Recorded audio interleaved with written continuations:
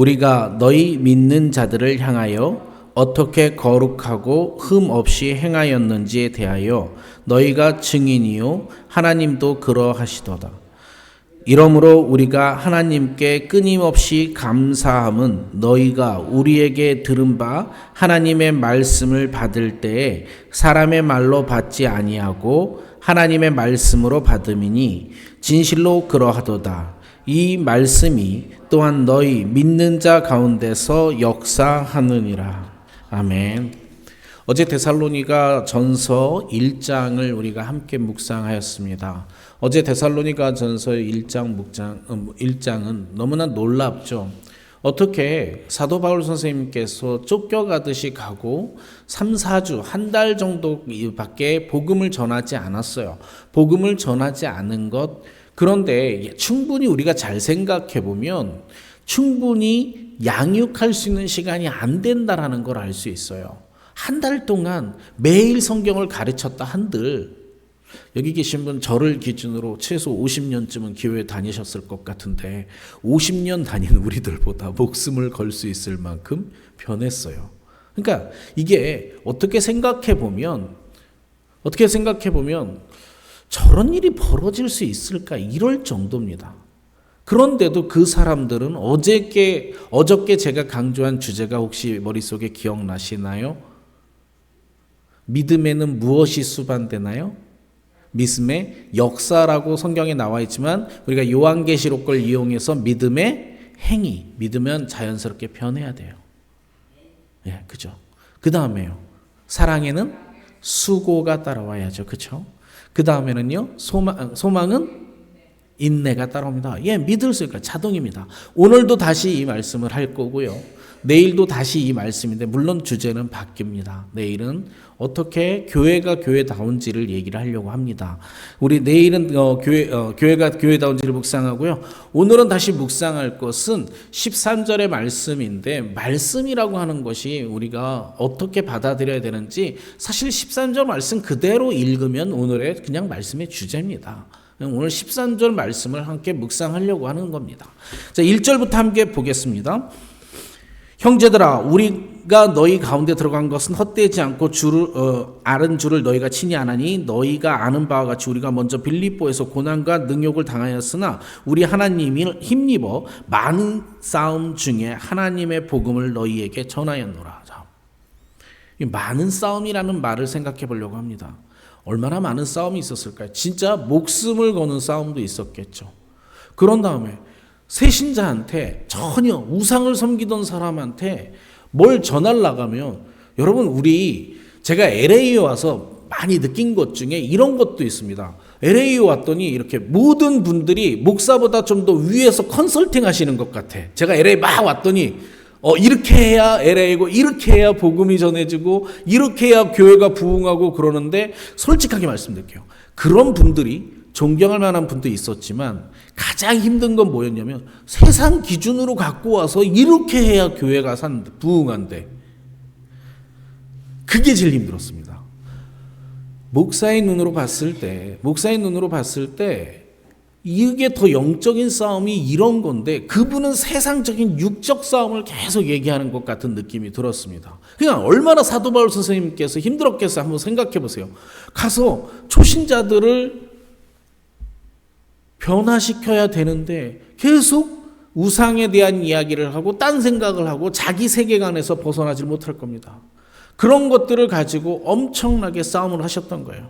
우리 굳이 광 목사님을 얘기하려고 하는 거예요. 우리 예은교회 선교팀도 지금 어쩌면 그런 싸움을 하고 있는 거예요.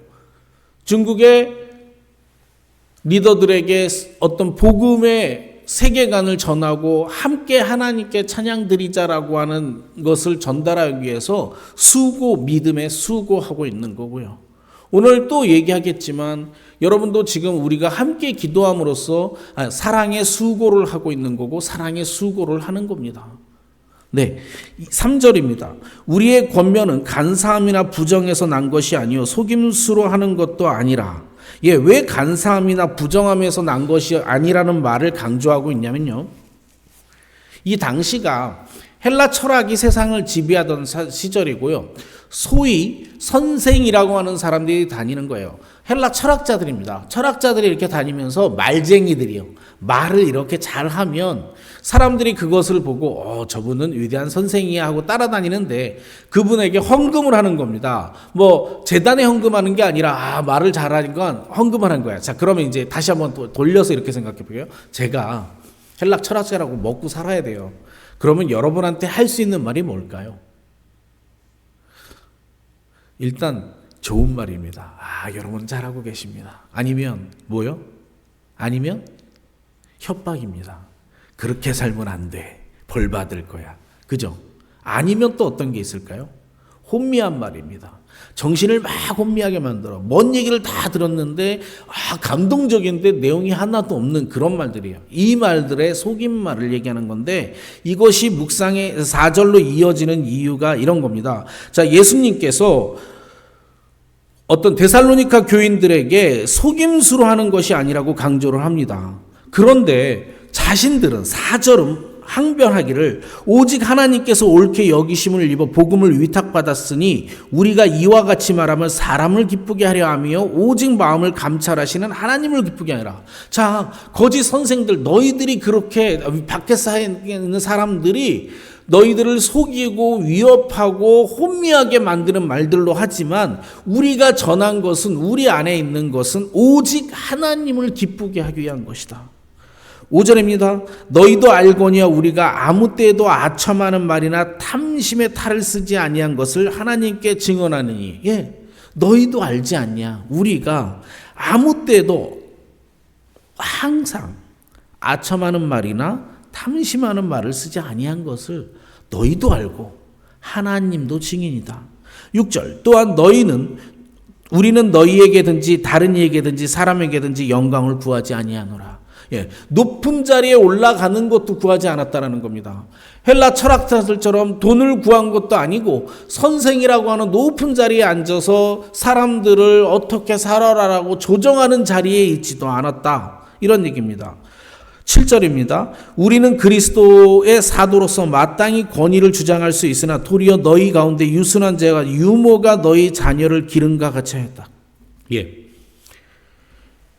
본인들은 사도로서 권리를 인정받아 헌금을 받아서 생활할 수도 있지만 그게 아니라 3개월, 한 달 정도밖에 안 된 빌립보 교인들한테 유모가 되어서 젖을 먹이듯이 공급하였다라는 겁니다.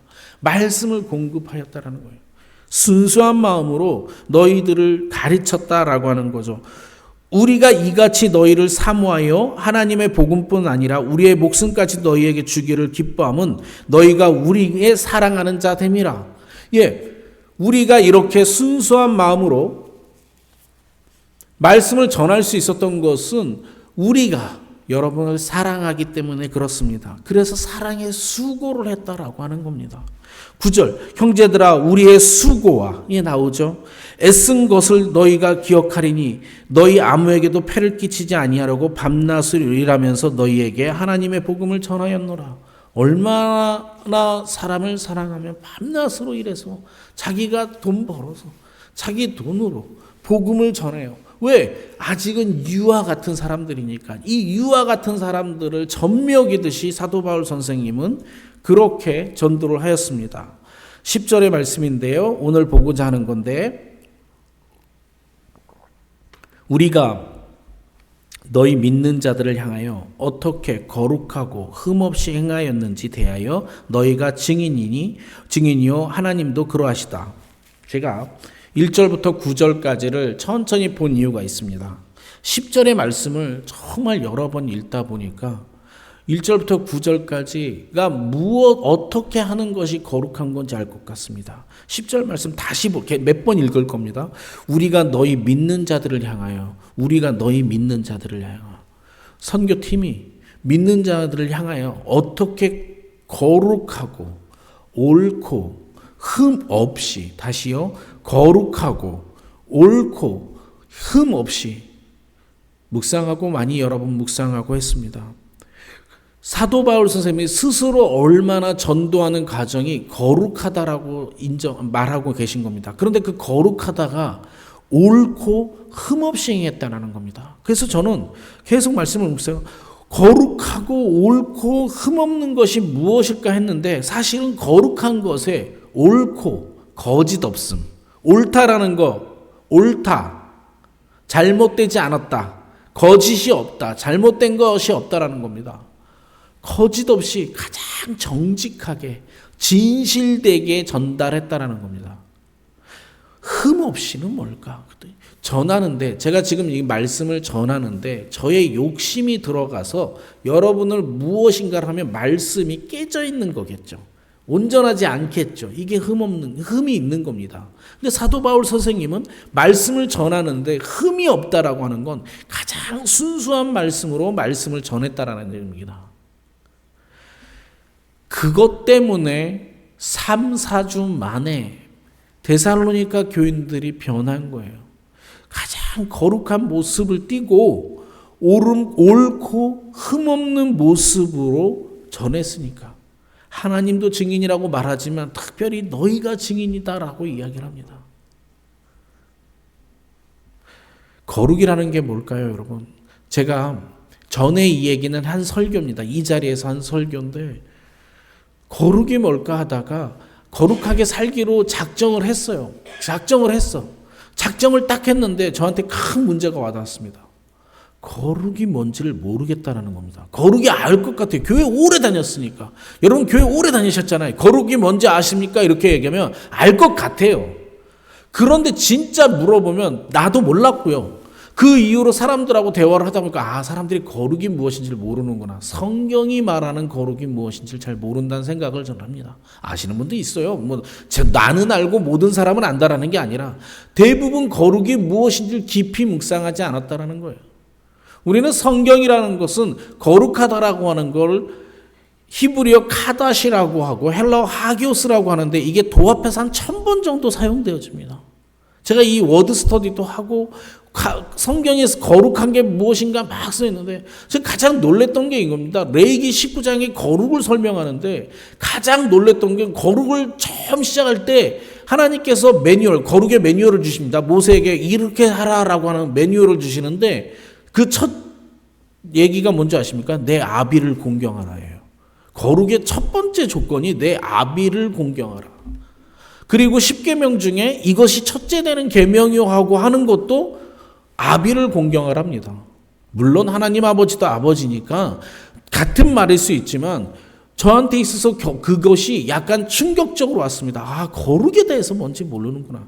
그런데 거룩의 시작점 중에 하나가요. 정직하다라는 겁니다. 거짓 없음이 흠이 없어야 돼요. 이 거룩하고 흠이 없어야 되는 겁니다. 내가 거룩을 몰랐구나. 그리고 말씀을 읽기 시작했어요. 말씀을 읽기 시작하고 저도 그 해는 정말 6번 반을 성경을 읽으면서 계속 거룩이 무엇인가를 고민하고 이렇게 했었어요. 그때 배운 겁니다. 거룩은요, 내가 생각이 변해야 돼요. 거룩은 내가 생각이 변해야 돼요. 이방인들이 우상을 섬기다가 하나님 앞에 와서 목숨을 걸고 믿음 생활을 하려면 뭐 해야 된다고요? 생각이 변해야 돼요. 생각이 변하지 않으면 거룩해질 수가 없어요. 특별히 아까 제가 말씀드렸죠. 목사의 시각에서 세상을 바라보는데 세상의 시각을 가지고 와서 목사를 가리켜요. 가리킬 수 있어요. 못 가리게 한다는 게 아닙니다. 혹시나 목사는 높고 이런 게 아니에요. 그분이 성경적 진리를 갖고 와서 가리키면 배워야죠. 세상의 헛된 쓰레기를 가지고 와가지고 이것이 목사가 교회가 행해야 된다고 가리킨다면 배울 수가 없는 내용이죠. 생각이 안 변했거든요. 왜? 세상적인 걸 갖고 와가지고 여전히 자신은 높은 자리에 있는 것처럼 거짓 선생이 되어서 가르치니까. 목사만 그러겠어요? 나가서도 엄청나게 그렇게 살아가겠죠. 생각이 변해야 됩니다. 그런데 오늘의 말씀 13절이요. 생각이 변하는 것과 오늘의 말씀 13절 무슨 관계가 있냐면 먼저 하나 이렇게 말씀드릴게요. 사도 바울 선생님께 디모데에게 영적인 것을 가리키면서 오직 이렇게 얘기합니다. 이런 이유는 오직 기도와 말씀뿐이니라. 예, 생각을 변화시키려면 말씀뿐이 없습니다. 그래서 우리가 말씀을 읽는 것을 강조하는 겁니다. 말씀을 읽지 않고 성경도 잘 모르는데 말씀을 읽지 않고 세상적인 걸 가지고 와서 이것이 거룩한 것이라고 이야기한다면 들을 수가 없는 거죠. 그러나 순수한 마음으로 말씀을 받아들이고 자신의 생각이 변화됐다면 배워야죠. 목사 아니라 누구라도 배워야 되는 겁니다. 그래서 오늘의 말씀 13절을 다 같이 한번 큰 소리로 낭독하겠습니다. 13절 좀 보여주세요.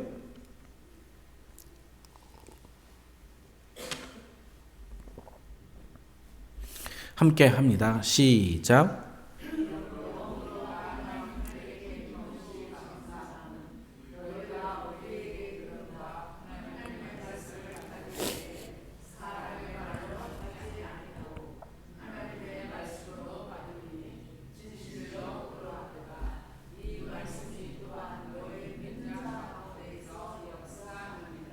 아멘.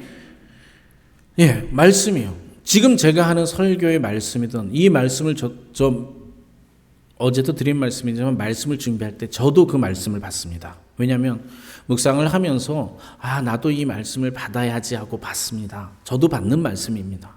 제가 한다는 말로 받는 것이 아니라 하나님이 하시는 말로 받았다라는 거예요. 누가? 데살로니가인들이. 그러니까 3, 4주 만에 그런 변화를 가질 수 있는 거예요. 왜? 말씀을 들을 때 순수하게 전하니까 순수하게 받았어요.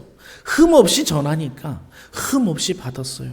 순수하게 받아서 사람의 말이 아니고 하나님의 말씀으로 받아들이니까 변할 수 있는 거예요. 그래서 목숨을 걸고 변하는 겁니다. 그러니까 행위가 변해요. 생각이 변하고 행위가 변하니까 온 데살로니가에 마게도니아와 아가야에 소문이 나고 그리스를 넘어서 사도 바울 선생님이 현재 있는 에베소까지도 다 연결돼서 연락이 오고 소문이 나는 거예요. 어제 우리 말씀에 이런 말씀했죠. 저는 여전히 예은교회가 아름다운 공동체라고 생각합니다. 내일 왜 아름다운지를 우리가 생각해 보겠다고 얘기했어요. 그런데 또 하나 여전히 우리가 정말 LA에서 소문날 만큼의 믿음을 가졌는지 제가 교회를 메시지를 하려다가 저도 받아들였어요. 어제 나는 정말 내 주변 사람들이 인정할 만큼의 믿음을 갖고 있나. 그 믿음이 있으면 무엇이 변한다고요? 행위가 변해요. 믿음이 있으니까 행위가 변해요. 나는 내 믿음만큼 하나님을 사랑하는 모습으로 수고하고 있나? 여러분은 여러분의 믿음만큼 하나님을 사랑하는 마음으로 수고하고 계신지요? 여러분은 믿음만큼 인내를 하고 계신지요? 소망이 생기잖아요. 믿음을 가지면 소망이 생기니까 인내할 수 있는 겁니다. 왜요? 나는 천국에 있으니까. 천국에 갈 거니까. 이 땅에 그까이 있고 참아지는 거예요. 그죠? 말씀이요. 그런데 이런 모든 이유들이 변할 수 있는 이유가 뭐라고요? 오늘 13절의 말씀입니다. 제가 오늘 여러 번 반복했어요. 사실은 1절부터 9절까지 읽으면서도 반복을 했고 10절과 13절 말씀도 반복을 했습니다. 이유는 하나입니다. 말씀이요. 오직 우리가 능력 안에서 변할 수 있는 것, 3, 4주 만에 사람을 변화시킬 수 있는 것은 말씀이고요. 목숨을 걸 정도로 행위를 변화시킬 수 있는 건 말씀이에요. 우리가 변할 수 있는 건 말씀이고요. 오직 말씀을 순수하게 받아들이는 거예요. 성경 말씀을 가장 먼저 순수하게 받아들여 주시고요. 목사님들께서 해설해 주는 성경 말씀도 가능한 한 순수하게 받아들여 주셔야 됩니다. 그래야 말씀에 내가 은혜를 입고 내가 변할 수 있는 축복을 얻으며 그 변화가 내 행위가 변하고요. 내 수고, 내 손으로 사람을 수고롭게 도와줄 수 있는 것이고 그리고 이 땅에서 인내하며 살아갈 수 있는 겁니다. 광 목사님 우리 예은교회 선교팀이 선교를 나가 있습니다. 함께 기도하여 주시고요. 이것도 사랑의 실천입니다. 내가 사랑의 수고를 하는 거죠. 함께 해주시고요. 오늘 주신 말씀만이 해답이다라고 하는 겁니다. 말씀만이 사람을 변화시킬 수 있다는 거 기억하여 주십시오. 중간에 조금 넘어가서 20절에 보면요. 이렇게 말씀에 변화된 사람들을 사도 바울 선생님은 이렇게 표현합니다. 너희는 우리의 영광이요 기쁨이니라.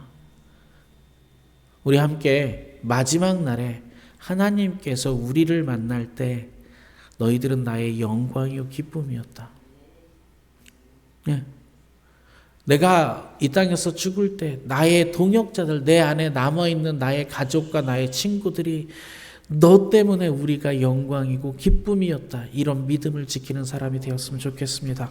말씀을 정리합니다. 오늘 말씀, 하나님 내가 말씀에 의해서 변하게 해주세요. 그래서 주님의 영광이요 기쁨이 되게 해주세요.